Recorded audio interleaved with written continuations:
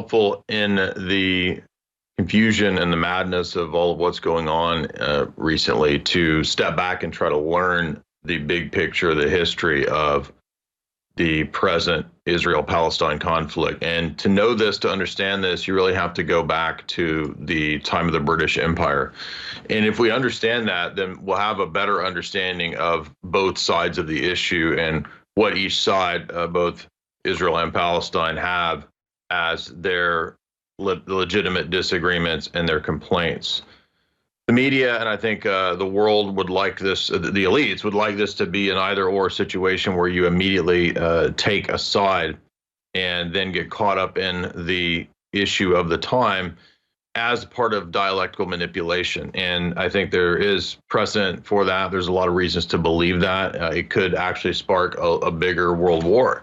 We could be going into World War III, and a lot of analysts, a lot of people have been thinking that, like Alex said earlier, it would be conflicts like Russia and Ukraine, like China, Taiwan, and like perhaps North Korea, or perhaps even in the Middle East, that would contribute to this larger world war, World War III.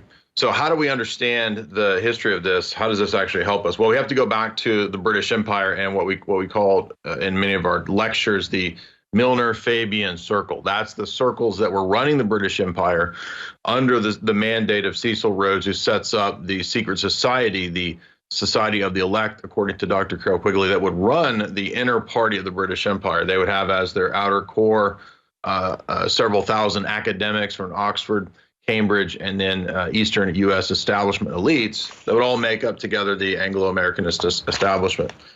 And it's true that in the background, a big player in this was Lord Rothschild himself. He was the one that was really sort of setting the policy for what Milner would do and what Cecil Rhodes would do when they set up this inner structure of the British Empire. And they had an idea for the Middle East that was not actually completely Zionist. A lot of people think that because Lord Balfour was really working as Lord Rothschild's representative to set up the Balfour Declaration to help create the nation state of Israel, that this was completely one-sided. But actually, if you look at what Quigley says about this, this was a British imperial strategy of partitioning to control the region and to have kind of a managed powder keg, so to speak, at least originally. Originally, the British thought, we will have this as an outpost of the Anglo-American establishment and its empire. Imperial geopolitics demands that you divide and conquer in all of these regions. You go back to Caesar, you go back to the ancient empires. This was a strategy of how you ruled all of the different dominions, is that you would keep managed conflicts and managed splits, partitions in those regions.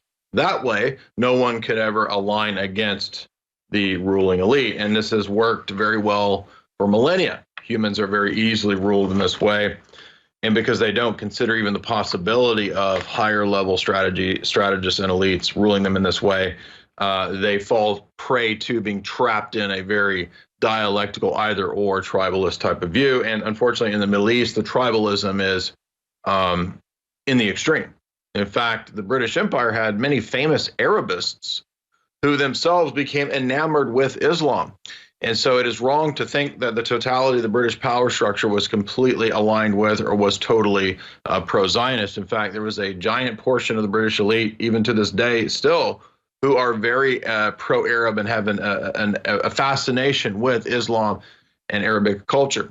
In fact, King Charles himself was at one point inducted into a Sufi mystical order and has had a long-time fascination with Islam, to the degree that many think he might be even a covert Muslim convert. Now, to be fair, in terms of King Charles, he's also done similar things with all the religions. So he seems to be a kind of a perennialist more so than a Muslim, but Sufism actually fits very well with perennialism. So if we go back to what Dr. Carroll Quigley says, writing from the archives of the Council of Foreign Relations and the elite in their own history of the 20th century, he gives us a lot of big bird's eye view, God's eye view perspective here, where he says that the origins of the mandate system of the British Empire were largely the results of the Milner Group, the Milner Society. What have I been talking about this whole time?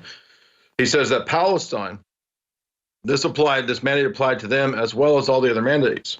Palestine, however, had a particular position among the mandates because of the Balfour Declaration of 1917, which states that Britain would regard with favor the establishment of a national home for the Jews in Palestine. This declaration, which is known as Balfour, should rather be called the Milner Declaration, as it was Lord Milner and Lord Rothschild that were the real architects of this policy. This was not made public, however, until 1937. And then he goes on to say that this draft was drawn up and the support for the British Empire here for this partition, they thought would be of a tremendous advantage in the Middle East. And so initially this seemed to work. However, there was opposition as the Labor Party that came into power soon after that then would not allow any Jews to, or very few Jews, to actually go to Palestine. And so this notion of an outpost was not working very well because obviously this fostered a lot of contention with putting Jews into the region when there was existing Arab populations. And so the British elite were kind of split amongst themselves as to whether to favor the Arabs or whether to favor the Jews in this region. At that time, the Jewish local government or control structure was known as the Jewish Agency, and they were getting more and more tired of the British rule. And so eventually what happens is they decide that they would like to be independent of Jewish or of British rule.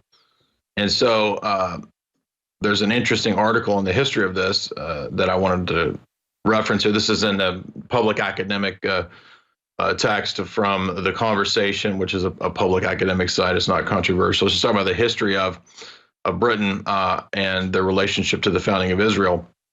And it notes that before they were Israel, the Jewish community of Palestine, known as the Yishuv, had been Britain's closest junior partner. A dispute over British restrictions on Jewish immigration into Palestine began in 1939, and that was the result of the Labor Party's decision to limit that immigration. And the reason for that, I think, is that the Labor Party was always very close to the Fabian Socialist movement, and the Fabian Socialists were always opposed to any forms of nationalism, and they would have been thus against Jewish nationalism or against any people group having a nationality, because they were international socialists ultimately in their orientation, even though they had a progressive approach to the implementation of Marxism, communism, and socialism. So then what happens is, with the rise of Hitler, which was actually fostered and funded by the same elite power structure in the West that is funding and aiding the communists. And I'm going to read from Quigley's famous text here, Tragedy and Hope. He has a great section on 1059 where he says that by the summer of 1953, almost irresistible forces were building up against Mossadegh. This is in regard to Iran and the overthrow of Mohammad Mossadegh by the CIA. The lack of Soviet interference gave the West full freedom of action. The British and the Anglo-Iranian Oil Company, which would later become BP, the World Petroleum Cartel, and the American government and the older Iranian elite led by the Shah combined to crush Mossadegh. The chief effort for this came from the American intelligence agency, the CIA, under the personal direction of its director, Allen Dulles, the brother of Secretary of State. Dulles was the former director of Schroeder Bank in New York. He was the old associate of Frank Tiarks, partner of the Schroeder Bank in London of 1902, and the director of the Bank of England from 1912 to 1945, as well as Lazard Brothers Bank and the Anglo-Iranian Oil Company. It will be recalled that Schroeder Bank in Cologne is who helped to arrange Hitler's accession to power as chancellor in 1933. Not only that, in Quigley's 2 chapters on Britain's dual appeasement strategy, the British were secretly had a pact with Hitler, telling him that they would support him if he invaded Poland, and they were giving him tremendous amounts of money. I think it was to the tune of $1 billion at the time. And so there's a dual policy where publicly the British were saying that we oppose Hitler, he's a monster. Secretly, they were allowing him, goading him into telling him they would support him if he goes into Poland and if he engages in this war. So that's relevant for today's discussion, because as Hitler made his moves, and Hitler did have an anti-Jewish policy, he did say, in fact, there are even discussions of this in the writings of Himmler as well, that Judaism has to be gotten rid of because the God of the Old Testament, according to Himmler, for example, he says is a monster. And so there's a Gnostic, manic, sort of Marcionite philosophy in Himmler's theology. And so that was a motivating factor in this. And so Hitler did want to stamp out this ideology and this people group. And so this worked, though, however, for the formation of to help form the modern nation state of Israel, right? So Balfour Declaration is earlier on. And then by the 1930s, when we have the beginnings of the rise of Hitler, this is pushing then Jewish refugees to want to go to Palestine. And so you see that people are forced into these situations. It's not their fault. Ultimately, they're tools for the power elite on the grand chessboard. And so it's not an either or of one group shares all the blame versus the other group. Jews did want to flee from the persecution of Hitler. And so there was an agreement made, for example, in 1933 between the Zionist Federation of Germany and it's called the Havara Agreement and the Nazis to allow Jews to leave Germany to go to Palestine. And so you see that it's actually, this would have worked in the sense of if Jews had been allowed to go there. But when the Jews go there, they're then put into a powder keg situation where Arabs don't want them there. And originally the British Empire supported the Arabs because they were the existing people group there against the newly arrived Jewish refugees. So you can see how this is just a nightmare situation on both sides. And then it gets even crazier because, as we mentioned in the Conversation academic essay, Conversation is a website that has academic essays, it notes that after the Balfour Declaration and after this powder keg and the anger of Jews at the British Empire for not letting Jews come, while they were also secretly supporting Hitler, you see how this is causing the anger and the British geopolitical strategies, which is not totally wedded to either Zionism or Arabs. It's trying to play both sides. Key point here, because maybe the American Empire tries to do the same thing. Playing both sides results in all of these destructive policies and these tragedies.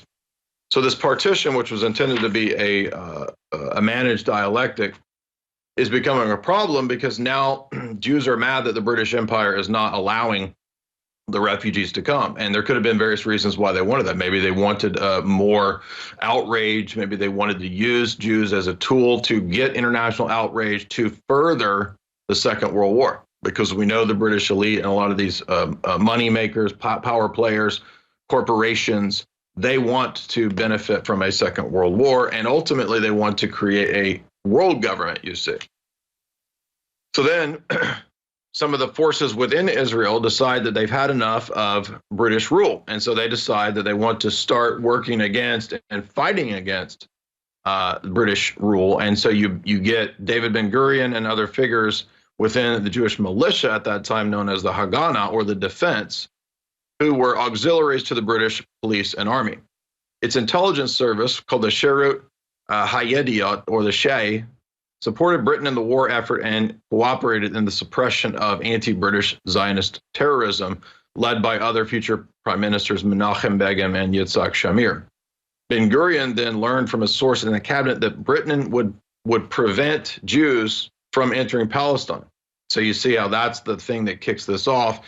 He then authorized secret cooperation between Haganah and organized crime groups known as the Irgun and the Stern Gang. So this would kick off a bunch of attacks, militia assassinations, bombing. The Jews assassinated, I think, a person from the UN and one of the British lords. And then you got the King David Hotel bombing.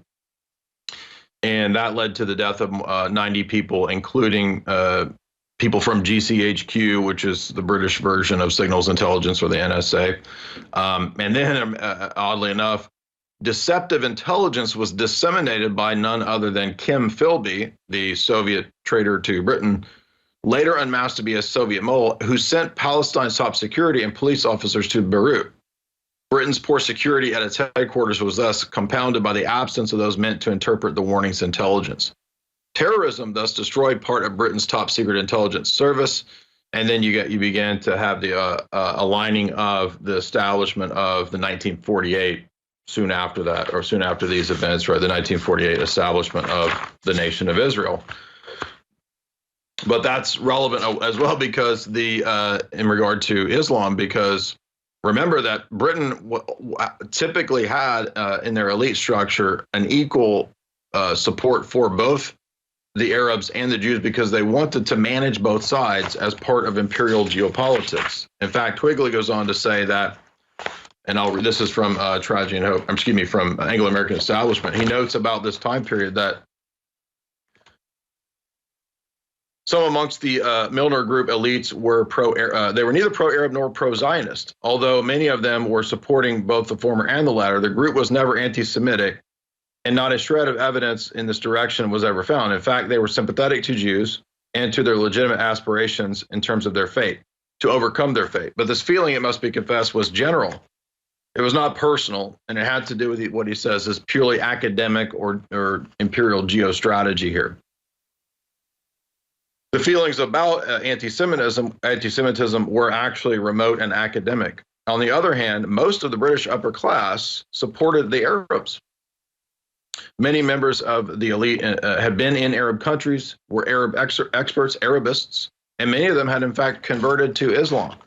Think of the character W.T.E. Lawrence, or the character of, I just mentioned Kim Philby. Kim Philby's dad, St. John Philby, converted to Islam because he was a British intelligence operative in the Middle East, and he helped to establish Saudi Arabia. So remember, most of the Middle East, as we know of it today, is a creation of the British Empire, whether it's Iraq, whether it's Pakistan, or whether it's the nation state of Israel. All of this was really established in terms of British imperial geopolitics. And so they wanted to manage both sides of this. T.E. Lawrence, St. John Philby, all these characters, and the Milner Fabian socialists, they again tended to favor Islam. And I'm going to talk about why they favored Islam here in a moment from Johan Ratiu's book on the history of Fabian socialism, because they saw Islam as a way to gradually bring into Europe and into the entire West an internationalist order. Don't go anywhere. This is the Alex Jones Show. We're covering the history of the Israel-Palestine conflict. I'm your guest host, Jay Dyer of Jay's Analysis. We're going into the very complex, very difficult, no easy answers history of the Arab-Palestine, or the Jewish-Palestine conflict. And we were talking about the establishing of the modern nation state of Israel in 1948. Interestingly, not too long after that, one of the Nazi collaborator figures known as the Grand Mufti of Jerusalem, a position completely invented by the British Empire. And in fact, the Grand Mufti himself was a British intelligence operative. Then remember, he was a Nazi collaborator, British intelligence operative. Then he proclaimed that there would be an Arab government of all Palestine, again, further in provoking the flames here. And again, that just shows that the motivations were, on the part of the British Empire, pure imperial geopolitics, had nothing to do with necessarily favoring some people group over another people group. British efforts to invoke the 1936 alliance with Egypt and to justify British military action against Israel were blocked by Egypt's refusal to allow public display of Egypt's helplessness. 5 British planes were attacked and shot down in 1949 by Israel, and this led to Britain's de facto recognition of Israel as a nation state. And part of the reason that Britain wanted to do that was to try to maintain imperial power versus other rivals and versus other groups. Britain felt like if they could maintain Muslim support, if they could control areas like Mecca as part of their old geopolitical strategy, they could sway the Islamic world into favor with the British Empire, or they could try to manage it or control it. And so as they failed in these endeavors, you can see how their manipulation strategy was more and more transparent to history as history progresses. In fact, it gets even more hairy and confusing when you look at the fact that after World War II, some of the most famous of the SS individuals, these are articles that are still public on Haaretz, The strange case of the Nazi who became the Israeli hitman, Otto Skorzeny, was one of Mossad's most valuable assets, but was in fact a former lieutenant colonel in the Waffen SS and was one of Hitler's favorites. And that's because it's not just Otto Skorzeny, but it's also the figure of Reinhard Gehlen, who actually also helped out in Israel's Six-Day War. It was Gehlen who was now that he worked with the CIA, aiding and contributing intelligence work and giving tips off to the Mossad during that conflict, as well as Skorzeny, because Gehlen, as the former general to Hitler, had a vast intelligence network throughout all of Europe. And when the Nazis lost the war, the CIA came to Gehlen and said, if you hand over your intelligence network to us, you can maintain your freedom. In fact, we'll put you as the head of the new BND, German intelligence. And so as the head of the BND, he was now aiding and working with the Mossad. So you understand that helps explain why you can have things like the former SS guy in Canada being cheered on by the West, because the West has for a long time worked with these people, as have groups in Israel. And that's why it's if you know the inner, deeper history in geopolitics, it's not surprising that Hamas was a creation of the West. In fact, Ron Paul, the clip of Ron Paul saying this is still going around on Twitter. I played it the other day, right? And he was just years ago talking about how we helped, much like the British Empire caused a lot of this at the time. We helped foster this conflict by sending aid and money to both sides of the conflict. And some of that's done secretly and covertly. In fact, Hamas was created out of the Muslim Brotherhood, which was an old British intelligence-controlled Islamic network. In fact, British intelligence and their agents helped to set up the Muslim Brotherhood famously. And they were out of that is partly where you get Hamas. There's also the CIA, British intelligence, and Mossad as well helped to work with the establishment of Hamas. And so that might explain partly why some of this intelligence was ignored when Israel was warned by Egypt and other places that there might be a coming attack. I mean, that's speculation, but we know that a lot of this, it's not like, Israeli intelligence didn't know what was going on or what the opposition was up to.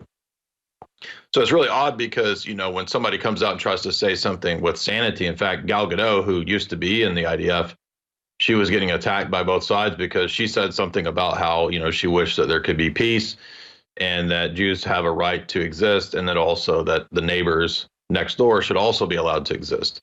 It's odd because, she was in the IDF. Surely she would have some knowledge of this situation, right? Wouldn't she know about it, being a former IDF soldier? I think that people in those situations kind of see it up close, and they understand that it's complex. It's not an easy either or. But the media, the elites, they always want everybody to really get wrapped up in some either or, and people don't know the history and they don't know either side of this and the contentions that both sides have. And so I think it's important to know this and to understand that the old strategy was to play both sides. And I think, I don't have exact proof of this, but when I hear about, the U.S. money, especially the Democratic Party that tends to favor working with Iran and the money that's sent to them, some of that could, this is speculation, but I think it goes back to the overthrow of the Shah the overthrow of Mossadegh, the installation of the Shah, and then also the CIA helping to make backdoor deals with the Ayatollah, which Alex just talked about. And that had to do with Iran-Contra. It had to do with actually still continuing to arm Iran, even under the Ayatollahs, and again, backdoor deals under the Reagan era. But it also relates to something that few know about, which is Iran's involvement in the international drug trade. That's a big part of this. It's not just oil, it's also drugs and opium. And according to Dr. John Coleman, former British intelligence writer, the Ayatollahs covertly gave the okay to allow a lot of opium and drugs to be sold and shipped via Iran. And so there's a lot going on that people don't know about, and thus there could be backdoor deals that are made with Iran on the part of the democratic establishment Neocons, of course, don't typically want to do that. They want to bomb Iran, which again could spark World War III. But again, point is that all of this is complex. There's no easy answers. There's no simple solutions to this because it goes back to old imperial geopolitics. And so now that we're under the American empire and the breakdown of the American empire and the meaningless liberalism that we've adopted, right? I mean, it really, none of this makes any sense now that what does the American empire stand for? If these conflicts continue and if our borders open and the country begins more and more to collapse and have economic catastrophes, which is very likely, what are we actually fighting for?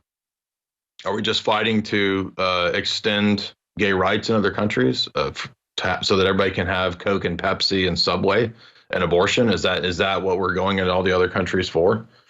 And people are figuring out that all of the foreign aid and all these foreign interventions is ruining our own country as our country itself collapses. And so we're told all day long that it's bad to have borders, it's bad to have guns, but we got to defend every other country's borders and send every other country billions of dollars of weapons and guns. And all the citizens now need to be armed. But Americans can't be armed because that's racist. I mean, everybody has figured this out, that it's completely hypocritical and it makes no sense. It does make sense, however, if the goal is to actually weaken and destroy America, because the long-term goal is to bring all of the countries into a single global order out of all of this chaos. And that's precisely what the global elite have said is their goal. Whether this is going to be World War III, I don't know, but it certainly could turn into that. And some of the theorists, as we said, believe that out of World War III, you would get a lot of death, destruction, and chaos, but you would get the synthesis of, Russia, China, the Muslim world versus the West. Out of this synthesis, you would get the future technocratic world order, the Davos plan, the global, one world order, one world religion plan could come out of this synthesis of East versus West. But that's the key thing here. And that's what, one of the figures that plays into this, who was involved in some of these Israeli operations at that time, Bernard Lewis, is the father of neoconservatism. And Bernard Lewis, if I recall, taught Samuel P. Huntington, who wrote Clash of Civilizations. And Huntington talks about basically this idea that the West would clash against the Islamic world. And there's a lot of different theories and scenarios as to how that might happen and what the result exactly might be. But the overall result would be a new kind of order out of that, a new world order out of dialectical manipulation and synthesis. I mean, it sounds like everything that you've heard me talking about. Now, for the idea that, this is only a Jewish power block issue, remember that the Milner-Fabian circles have always supported and aided and promoted Muslim causes. Why would they intentionally, constantly promote Muslim and Islamic causes in this regard? Well, according to Johan Ratu in his whole chapter about the Islamicization of Britain, you can see in a microcosm what their plan was. And the idea was that through early on in the early 1900s, the importation of Sufi Islam, because it's ecumenist and because it's kind of open to a lot of different mystical practices and whatnot, Sufi Islam is a way to soften up a society for the later importation of more fundamentalist versions or serious versions of Islam. And so the Fabians and the Fabian social circles of the Milner group, that was their overriding political ideology and strategy. They were fine with bringing in these figures and these characters and the promotion of the Islamic revival at Oxford and Cambridge in the 19-teens, 20s, 30s, and 40s. And this continued all the way up until today, which is precisely why England is Londonistan. When you go to London, it is Muslim. I've been. I went a few years ago and did a lecture there, and it's it's Islamic. Now, is this just all accident? No, it's not accident, because it's actually the Fabian strategy. As they themselves said, they would Islamicize England first and then the rest of Europe. That was their plan, their strategy. They wrote about it. In fact, the original Fabians were either atheists or Christian socialists. and thus they had a very soft spot for Islam. And they thought that because of Islam's universal brotherhood teaching, that it could be a tool for global domination. It might even be a potential future world government from their vantage point. H.G. Wells praised Islam in his book, A Short History of the World. George Bernard Shaw said that Muhammad was the greatest Protestant religious force in the world, like a George Fox or a John Wesley. Other leading Fabians were apologists for Islam, like Witch Annie Besant and like Bertrand Russell. This is known as the Fabian window, which carried, the Fabian window, which is that famous window, glass window, carried the motto, remolding the world according to the heart's desire. The Fabian socialist model to remold the world is taken from a Muslim poem by Omar Khayyam. Khayyam was in vogue amongst the progressive liberal faction of the British elites. And thus, what's significant about him is that he was believed to be a follower of a kind of Sufism, and that Sufism would, for many British elites, serve as the instrument for softening up non-Muslim populations to the later penetration of real Islam. Because it was mystical, it could appear to work together with other religions in a society, and it also overlapped with socialism, Gurdjieff's New Age philosophy, Freemasonry, and Theosophy. So Sufism, which then got more and more into vogue, and keep in mind, Prince Charles was initiated into a Sufi order. They more and more brought in entities, groups, and academics to teach and push Islam throughout England. And I'll tell you some of these figures. You had the figure at Cambridge. You had the promotion of a guy named Muhammad Iqbal, a lawyer who combined the teachings of Sufi poet Rumi with Islamic revivalism in the 1930s. Iqbal pioneered the idea of a Muslim state in the 1930s and collaborated with the Fabian socialist leaders, including people like Muhammad al-Jinnah, in the creation of Pakistan. Sufism and Islam were also promoted by various disciples of these characters at the University of London. Annie Besant was busy preaching Theosophy and various brands of Reformed Islam as they were being planted throughout England. In 1913, another lawyer from India named Kamal Uddin was established in the Woking Muslim mission. Many British, including Lord Headley, wrote a Western Awakening to Islam book in 1914, which was very popular. In 1916, the London Sufi Order of the West was founded by Indian Hazrat Inayat Khan, who taught that the Prophet Muhammad brought the message of democracy to the world. H.G. Wells could not have said it better, according to Ratu. Following the footsteps of Khan, Idris Shah was the chief architect of Sufi deception in Britain and elsewhere. He started Octagon Press in 1960 and a foundation called the Institute for Cultural Research, the ICR. This allowed for the publication and progress of Sufism throughout England, as well as eventually Prince Charles's overt support for Islam, which began in the 1980s. And this then led to the Labour Party and their policy of open borders to bring in more and more Muslims. Again, why? Because Labour and their Fabian socialist origins have always favored the destruction of the nation state to bring in the technocratic order. And so you can see that obviously they're not going to be pro-Israel or side with Israel. That's why you find a tendency amongst the left and communist socialists to support Palestine. That does not mean that everybody in Palestine is communist socialist. So don't misunderstand me. I'm not saying that. Many people in Palestine are Orthodox Christians, for example. So Sufi Neoplatonism is a crucial element of the perennialism and the ecumenism that is able to then change an existing culture, not just demographically, but also ideologically and religiously. So this is why Sufism is a good tool for that. And that's exactly what happened in the UK. It began with those kind of new agey mystical groups, and then now it's completely overrun in London and in England throughout the UK with Muslims of all variety. And that, again, I think plays into this shock strategy of tension model, which is to do this on purpose. An angrier world. Why? Well, that's just what Brzezinski talked about a long time ago when the strategy of the CIA was to arm and fund the Taliban, the Mujahideen, and so forth in Operation Cyclone, and even earlier than that.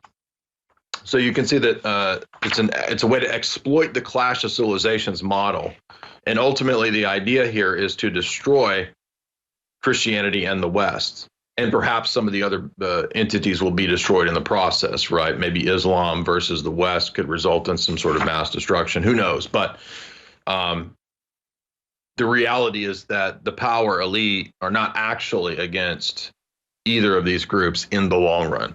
People are used as chess pieces on the chessboard, if that makes sense. And so if we grasp this, we begin to understand that it's a bigger picture than just choosing a side right away. And so I wanted to point out, Quigley says also that some of the British, for example, in the support of Israel, thought that you could have a Western outpost, not just for the point of geostrategy and, oil and stuff like that later on, but some thought that maybe they could introduce democracy to the Middle East, and that this would then heal the tribalism and the ancient, warfare in the Middle East that's been there for millennia. But this didn't work out because it's just this bizarre, silly notion. I don't think that at the top the real power elite cared about this, but some of the more academic intelligentsia people in the U.S. and in the U.K. probably thought that, if we just export democracy to all these places, then they'll see that science and technology and having running water and having, refrigerators and iPads or whatever, they'll prefer that to the sort of tribal warfare and the regressive third world status that some of these places have remained in. But that doesn't work typically, right? Not every country wants the exportation of democracy. And ultimately, it's not about the exportation of democracy. I think everybody who's somewhat sophisticated knows this. It's about control, right? Democracy is not actually a thing that's exported to help people.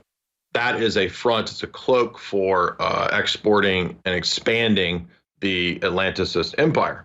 And that's what even Brzezinski said. Brzezinski says, Kissinger say, America is the successor to the British Empire. It's just another type of imperial control strategy. The poverty, chaos, disunity of the Arab world were a consequence of the organizational and moral factors rather than of the objective obstacles, especially in the case of Israel. This is Dr. Carol Quigley. It was less than 8,000 square miles with no significant resources and hampered by endless obstacles. The Zionist movement has constructed the strongest, most stable, progressive, and democratic, hopeful state in the Near East. Quigley's writing this in the 1960s about where things were at that time. This was possible because of the morale of the Israelis, which was based on outlooks antithetical to the outlooks of the Arabs. The Israelis were full of self-sacrifice and discipline, social solidarity, and readiness to work and cooperate with open hopes for their future.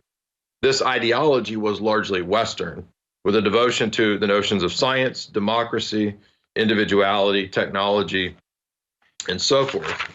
And these were anathema to the Arabs of that time, whose hysterical views and their hatred were not really aimed at the loss of Palestine, but the presence of the Israelis, whose qualities were a refutation of the generations of Arab self-deception and pretenses. So clearly Quigley thinks that the nation state of Israel represented Western democracy and that the older Arab models were a regressive approach. This precarious balance that the British tried to keep in Palestine between the promises to the Zionists and to their efforts to placate the Arabs was destroyed by Hitler's determination to annihilate Jews in Europe and the conditions of World War II, which made it seem that he would be successful. So you see how complex this is. And remember, the British elite are also at the same time, according to Quigley, supporting Hitler. So they're always trying to play both sides. And that's why this ultimately results in all kinds of chaos and destruction. The Jews, their supporters and allies tried to smuggle in Jews that could be saved from Europe. Since there was nowhere else that they could go, many were smuggled into Palestine.